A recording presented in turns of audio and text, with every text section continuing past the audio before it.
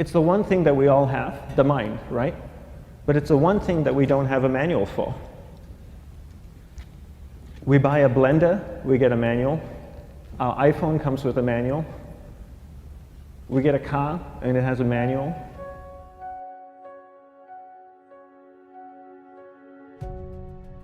Nobody teaches you how to use the mind. There's no manual for the mind.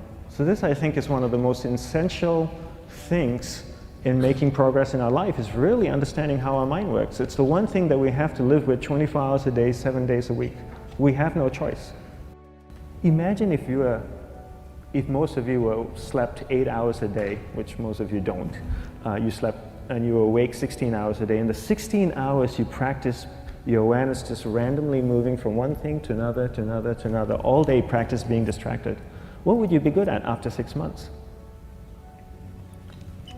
You did the 16 hours a day, you just allow your awareness to jump from one thing to another to another. I'll tweet right now, I'll switch to text messaging, then I'll go to email, oh, my phone's ringing, so I'll answer the phone, and then somebody's speaking to me, so I'll have 2 conversations at one time.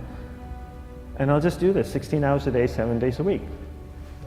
So you get it being good at distracted. After 1 year, you're an expert at being distracted. After a year and a half, they'll invite you to give keynote talks on being distracted. You're so good, you practice 16 hours a day. So the same works for the opposite. If you practice being concentrated 16 hours a day, what would you become good at? You become good at concentrating. And all it takes is practice. By just doing one thing at a time. Keeping your awareness on one thing at a time. And you integrate this into everything that you do in your life. So the best way to do it is pick a few opportunities in your everyday life. For example, we all speak with people. When I speak with somebody, I give them my undivided attention. I keep my awareness on them, and the conversation is really brief. Why? Because we're concentrated. We're not being distracted. A 10-minute conversation normally just takes 3 minutes because you're just so focused. I define concentration as the ability to keep that awareness on one thing for a prolonged period of time. So if I can keep my awareness on Eric and not drift away and think about the wedding, or drift away and think about the vacation, or what I'm going to do later, then I'm concentrating on Eric. Every time it drifts away, I bring it back. And the more I practice this, the more I practice concentration. So concentration is the ability to keep your awareness on one thing for a prolonged period of time. And that's a very simple definition of concentration. How do you get better at concentration? You practice this. You practice this 24 hours a day, 7 days a week. And it's the only way to get good at it. And what's the best way to practice it? The best way to practice it is to integrate it into everything that you do in your life. Not to meditate 10 minutes in the morning. It doesn't work. You really need to look at your life the same way a sprinter in the Olympics looks at his life. You've all heard of Usain Bolt, the man that won the gold medal twice, 2 Olympics in a row, broke the world record. I don't know anything about him, to be honest. But if I was looked at him, he obviously sprints, he practices running, probably does a lot of long distance, he probably does a lot of stretching as well, I'm sure he gets massages. He looks like he eats the right kind of food. Drinks the right amount of water, takes vitamins. His whole day is so disciplined. For what? To prepare him for 9.57 seconds. I think that's what the world record is, right? For 100 meters, 9.5 or 9.57 seconds. His whole day is preparing him for that short time, not the other way around.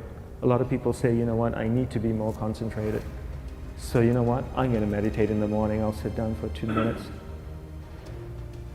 Okay, now I'm Zen master. And the remaining 23 hours and 58 minutes, they just go about being ordinary and crazy. How does that work? How would you change? It's not balanced at all. So if for 23 hours and 58 minutes you were not being concentrated, you allowed your awareness to jump from one thing in your mind to another thing, to another thing, to another thing, to another thing, in an uncontrolled way, what would you be good at? And out of a prolonged concentration comes the wonderful power of observation. You just become more observant, and when you become more observant, you see solutions quicker and you solve things quicker. And it's a wonderful, powerful feeling when somebody is concentrated on you and not being distracted. So the best way is to integrate it into your everyday life. You're speaking with your spouse, give her or give him your undivided attention. So develop your awareness, integrate it into everything that you do in your life. And that's the best way you become good at.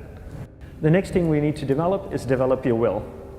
Will is really important. Will is almost like a muscle in your mind, and you use that to pull and control your awareness and take it from one area of the mind to another. And the will needs to be developed, and same like concentration, if you don't cultivate the will, it doesn't grow. And this is something that really needs to be cultivated. How do you develop the will? There's 3 very simple ways to develop the will. 1 is you finish what you begin. 2 is you finish it well beyond your expectation, no matter how long it takes.